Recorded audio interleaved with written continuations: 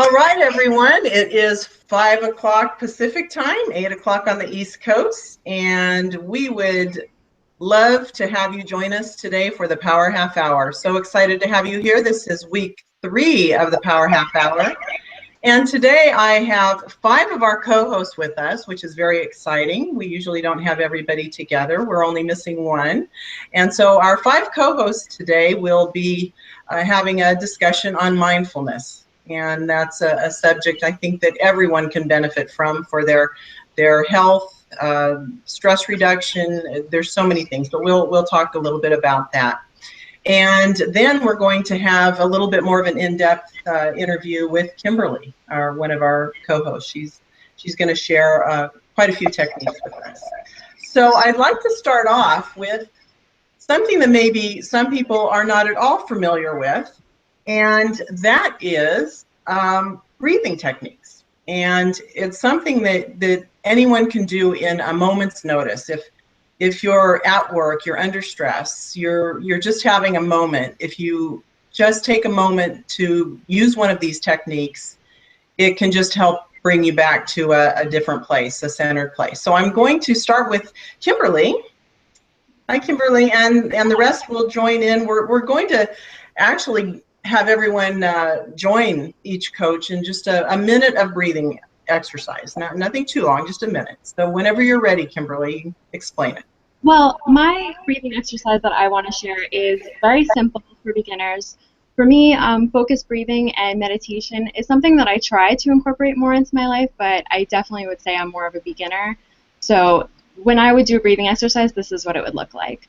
So if everybody watching would just close your eyes for a moment so that you're not distracted by the things that are around you, you're going to start focusing on the present moment by just noticing each breath as it goes in and out.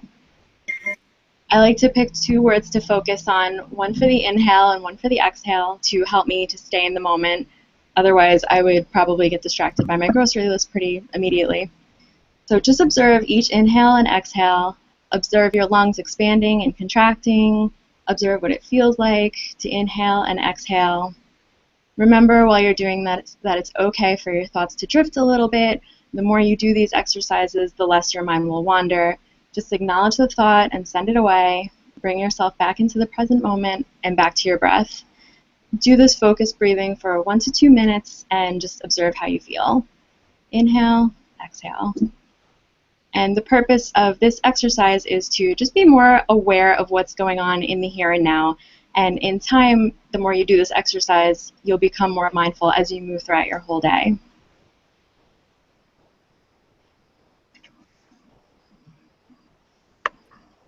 Inhale and exhale.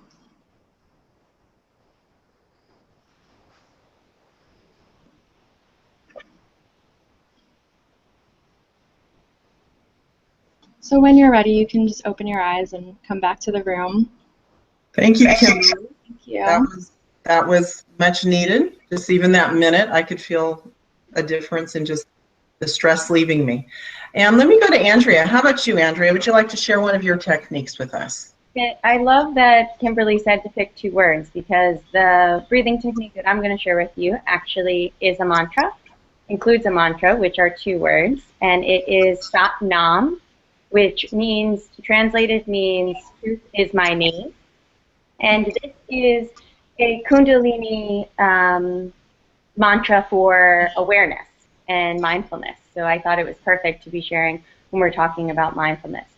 So you're also going to close your eyes, but first I want you to take your 4 fingers of your right hand, and you're going to put them on your pulse on your left wrist. And as you feel your pulse, you're going to say Sat with one pulse and then Nam with the next pulse. Now I want you to close your eyes, and you're just going to breathe in and out of your nose as you feel and listen to your pulse, and you're going to say Sat Nam with your head. So, breathing in and out of your nose, concentrating on your pulse, and Sat Nam. Sat Nam.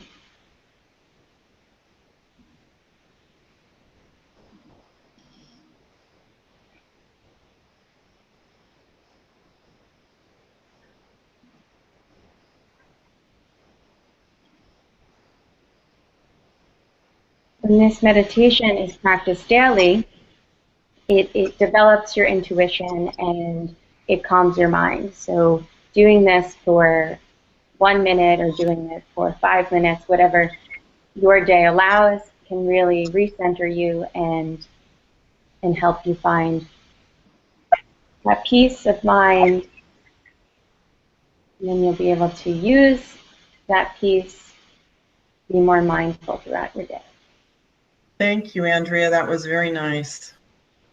Thank you. And as a reminder to everyone on YouTube, our videos are always available. So if you forget any of these techniques, you can always go back and look and listen. Dorothy, can you share one of your favorites with us?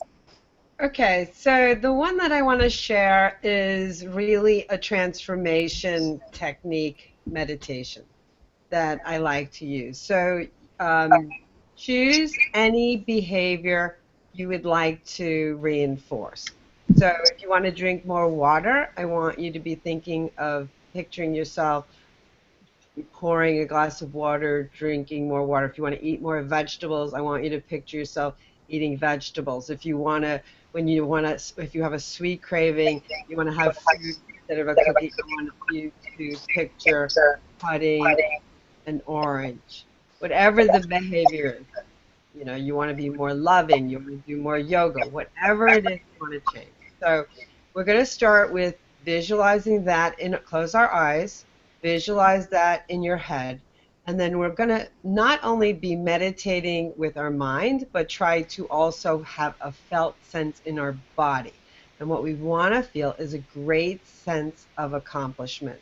And we're going to breathe in 11 times. So we're going to close our eyes, picture whatever behavior you want to move into, and start to run that as a movie in your head while you're breathing in and out, in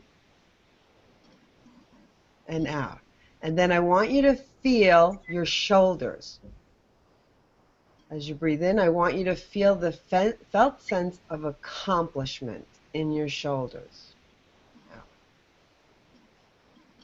In and out. In and out. And now I want the felt sense to drip down from your sides into your hips.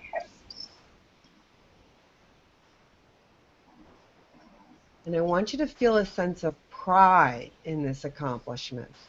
So, and out.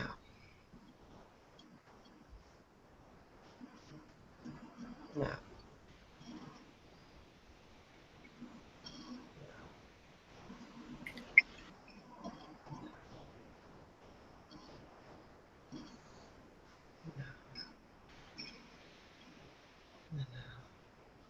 And I find that this is a very, very effective way to repattern and enforce new behaviors in ourselves. When you both meditate but also get the felt sense of the joy of accomplishment.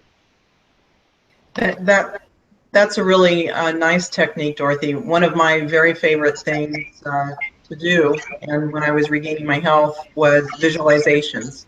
So that's kind of like a combination of a visualization with a breathing technique, which is a kind of a nice thing. I enjoyed that a lot. Good. Let me go to Lisa. Lori, I'll give you a couple minutes since I know you might not have been quite ready. So Andrew Weil, when he was speaking to Congress, said the most powerful medical intervention is the breath. And he was talking to Congress about healing healthcare. So I think this is a fabulous thing to talk about. I often teach our patients and clients about the 4-5-7 breath work that Andrew Weil also teaches, and all us health coaches learn that, which is to put your hand on your lower abdomen, and we want to breathe into our lower rib cage or our lower belly. So we inhale to the count of 4, hold it to the count of 5, and then exhale it slowly with a Ujjayi breath to the count of 7. So it's 4-5-7. And if you can't quite make the 5 or 7, you can count a little faster or slower. The more you do this, of course, the more stronger your breath will get, and the more capable you'll open up your alveoli and be able to breathe deeper. So again, I think it always does help to close your eyes. Put your hands on your lower abdomen. Inhale to the count of 4. Hold it to the count of 5. And then exhale. Let's repeat that 3 times. Inhale. Hold it. Exhale.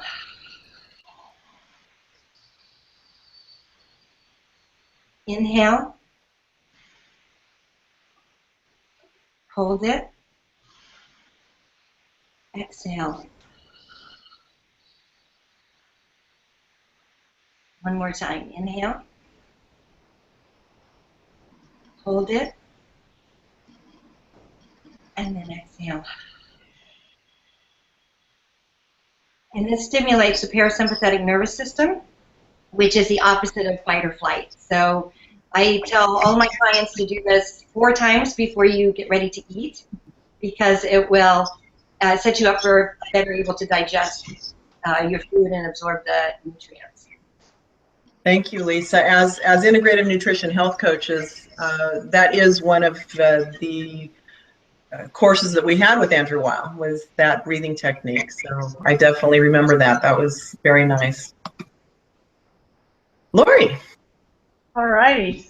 I'm glad you covered that one, Lisa. So, because even if someone's starting to feel like a panic attack coming on, you're in fight or flight breathing, and so you're breathing from your lungs only, and you need to draw it down into your belly, down into your gut, your diaphragm. So get back into that diaphragmatic breathing as opposed to the lung breathing only. And if your shoulders are going up when you're breathing, you know that you're in lung breathing. So, so one that I would do is to just have everybody close your eyes and picture a bright white light bringing a bright white light down through your head and through your body, through all of the cells of your body, down through your feet and into the earth.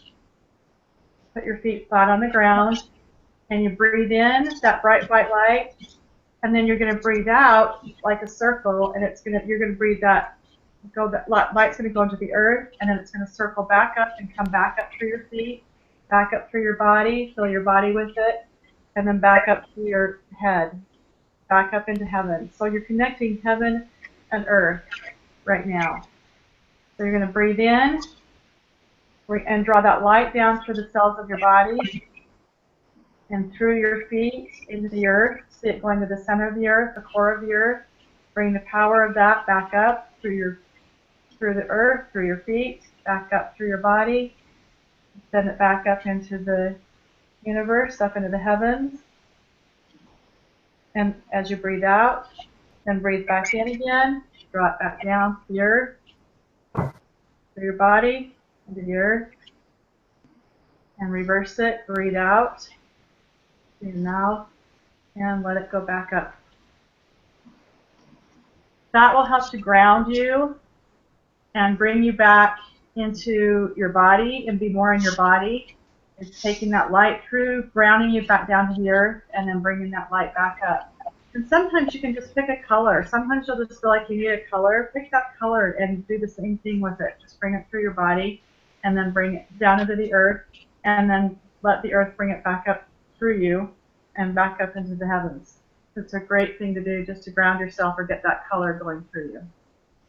Thank you, Lori, very much. That was a good way for us to wrap up our breathing techniques for the day. And, and I thought it was important today. We have Kimberly will be joining us with some more tips on meditation, or excuse me, mindfulness. But sometimes we'll have two guests on, and other times we'll have a little bit more time for us to share these type of techniques with everyone, which is nice. So I do appreciate everyone bringing these things. I'm going to close out the film strip on the bottom so that we make sure that we have a strong enough signal so that we can all hear Kimberly. So I'm going to do that now.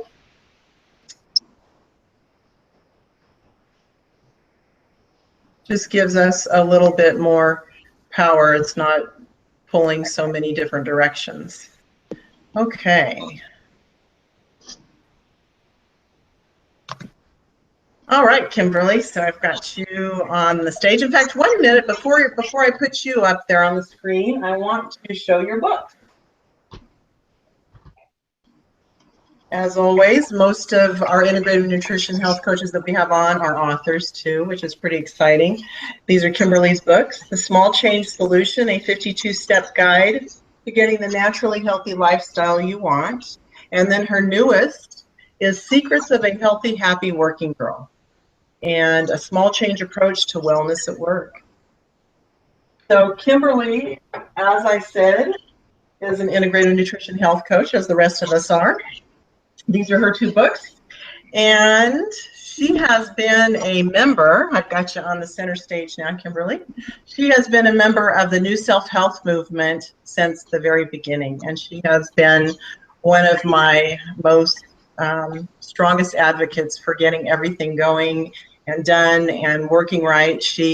When you find us on Instagram and Facebook and Twitter, it is Kimberly who puts all of that together for me. So I just always owe her a debt of gratitude for the wonderful things that she does. And so thank you, Kimberly, so much for everything. And now let's jump a little bit into mindfulness. So many of us hurry through our daily routine at home and work. And was there a time in your life when the switch was flipped and you became more aware of your moments and being present? And if so, can you tell us a little bit about it? There was. I do remember. For me, that moment was when I kind of realized that every day I would come home from work and be asked, how was your day? And every day I would say my day was terrible, and I'd always find like the bad things to pick out from my day. And one day it hit me, like, that's no fun for the person on the receiving end to be hearing, oh, I had a horrible day every single day. So, for the sake of those people, if not at that time for myself, that's when I really started observing how much I was doing this mindless complaining, and I started observing those points during the day that were causing me more stress and became more mindful of how I let those things affect me. And after you realized what life could be like and you became more mindful, what changes did you begin to make? And how did it impact your health? Are here live, and I've got our co-host with us today. I've got Kimberly Hold on one sec. Let's see. Lisa Jackson, and Lori Tidwell. They'll be our co-hosts. Just hold on a second, Kimberly. One of the other coaches must have a window open. Hang on. Our subject is digestion. Hang on. Let me.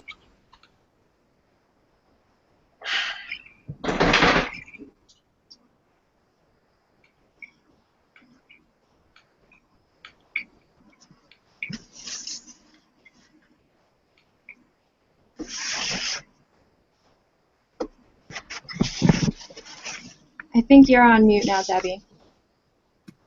Okay. Okay, we go. All right. I guess when I muted Lisa, it muted me too. Okay. Go ahead. Okay. So basically, what I sort of realized is that I have control over the amount of stress in my life, or not the amount of control, but the way that I react to it.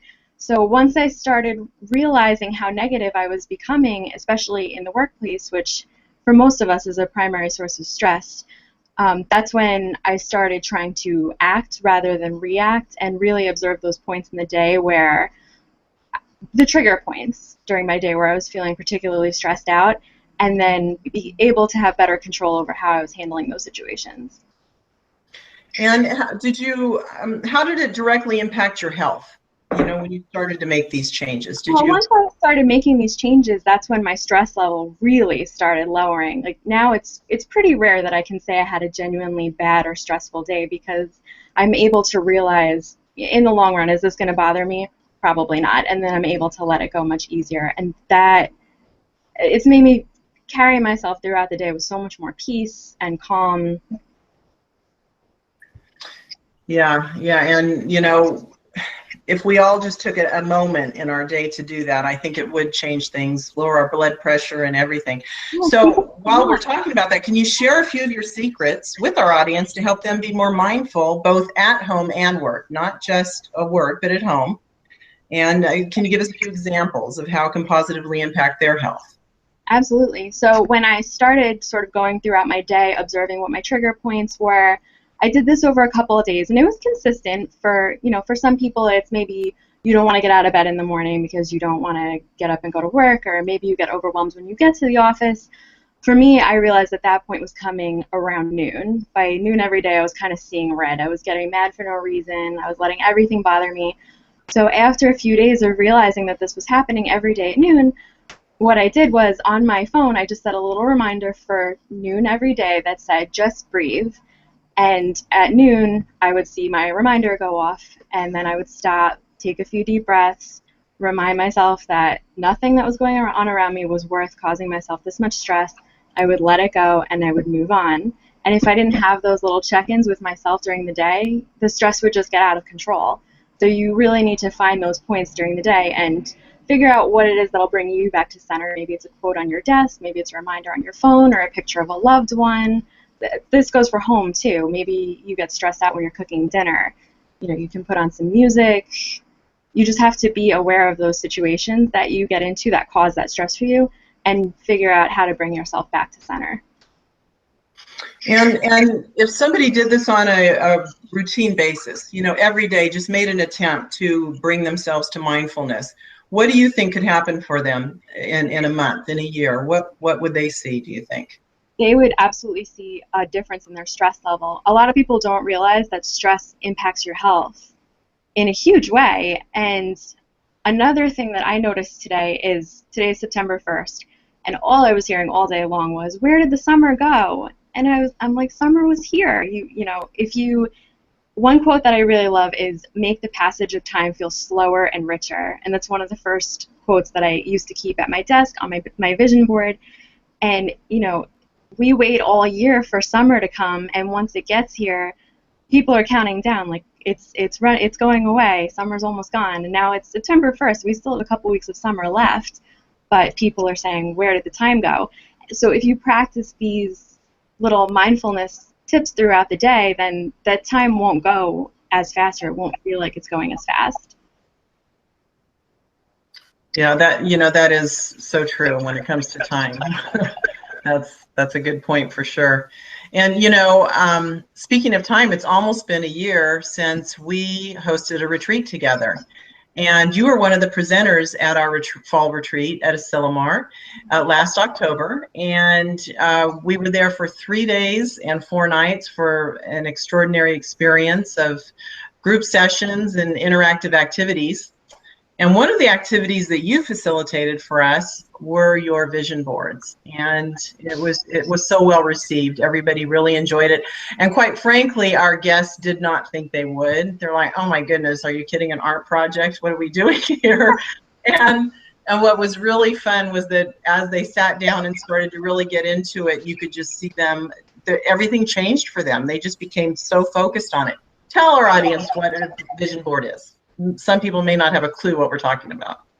Well, I happen to have one of my vision boards right behind me. This is one that I made earlier this year when I was feeling a little bit down and I needed some empowerment, particularly on a daily basis. So I've got some strong song lyrics back here and some glitter and some fun.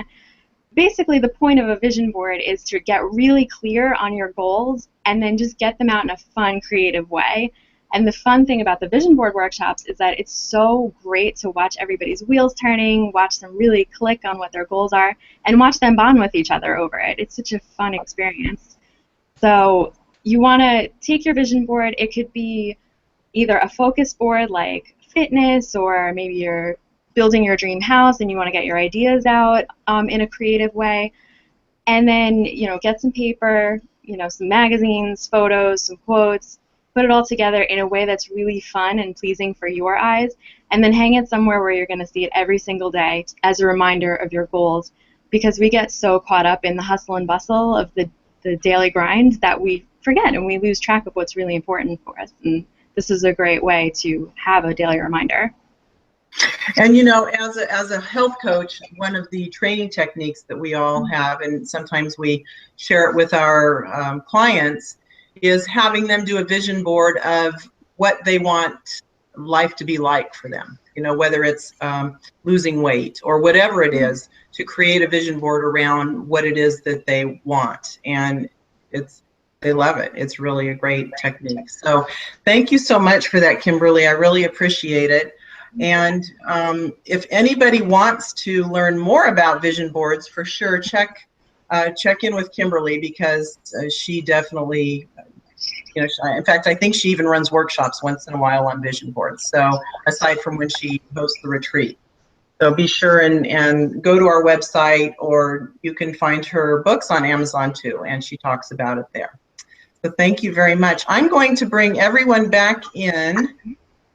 Let me see. Okay. So yep. Oh, everyone just popped back on. Very good. All right. So everyone, we have about 5 more minutes, and that's about it. And that just flew by. So what I wanted to do was just mention here that for the last 3 weeks, we have had the opportunity to get to know all the co-hosts just a little bit better. And our co-hosts will be with us almost every week, unless they're on vacation or they have another engagement, but they'll be with us. So you'll get to know them even better. But every single week, we will be bringing you another integrative nutrition health coach. And most of them, again, are authors, so we'll be presenting their books to you. And I just want to share with you that next Thursday, we will have Lindsay Smith on with us.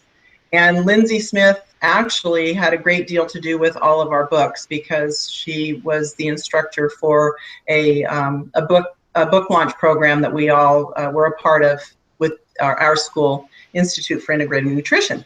But when she joins us next Thursday, she is going to be joining us as an author, because she is author of 3 books: Food Guilt No More, Junk Food and Junk Moods, and Hear Me Roar. And those are all really great subjects. Hear Me Roar has to do with our teens and our college age girls going off to college and just keeping them safe, which is a really good subject for this month.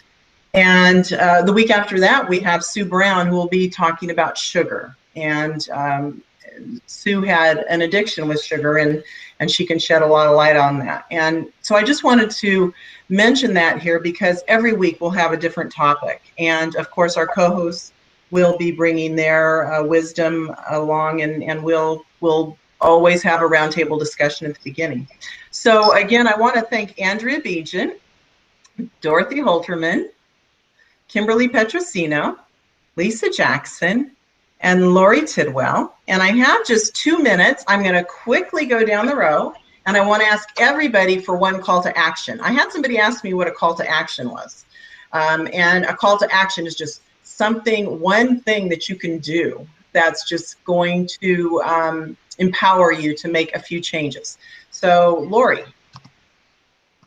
I would say to think about what you're, since you sort of touched on mindfulness, just think about what you're doing before you eat, for example. It's like, ask your body the question, is this what my body wants right now? Is this the best way to support you right now? Before you eat something, and see what your body says. Start to listen to your body. So be that part of being mindful about what you're actually eating and putting into your mouth. Thank you very much. Lisa. Well, I pulled up my vision board because I was so inspired by Kimberly's. And hold it up a little bit more so we can see it. But there you go. This is one of many. I have them actually all stacked up here in my office, but breathe, just breathe. So Lisa's tip for today is just breathe, okay? Not just do it, but okay. So we'll coin the phrase "just breathe," okay? Good job, Lisa. Thank you. This is a beautiful vision board too. Kimberly. My call to action tonight is pick a theme for your vision board. Grab your magazines, your photos, and start getting crafty. Great. I like that one for sure. Maybe we'll have a Google Hangout and do a vision board with people. Yes. Dorothy. Okay, my call of action is while you're practicing mindfulness, practice feeling it in your body. So when I do my yoga, I try to stay aware of each pose and every feeling in my body. So you could do that walking, whatever you do. And it's really challenging to not let your mind wander off. But if you just keep practicing that, that is a great practice of mindfulness. I think that's a great one, Dorothy. The other day I was listening to a meditation, and oddly enough, the meditation was you stand up and you just shake your body, and you just stand there and you shake for a minute. And if you've never done that, it's really an odd thing, but it's very powerful. You're just kind of like, and then suddenly you stop and you kind of feel every ounce of your body. So that's a good one. Everybody shake and feel your body. Andrea. I would say practice being less reactive and more responsive, and do this by utilizing the breathing techniques that we shared with you and taking a breath before reacting, and then you'll have the chance to respond in a way that's best going to support you. Thank you so much, Andrea. I really appreciate all of the tips from everyone. Now, normally, I'm going to stop the broadcast in a minute, which will stop the YouTube. But I want to say that normally, when Webinar Jam is working properly, we would stop the broadcast and everyone watching would still have the opportunity to join us and ask questions. But unfortunately, we won't be able to do that tonight, but we will get all of those little details worked out for you. So we thank you so much for joining us tonight, and we will see you next week with Lindsay Smith. Thanks, everyone. Thank you. Thanks.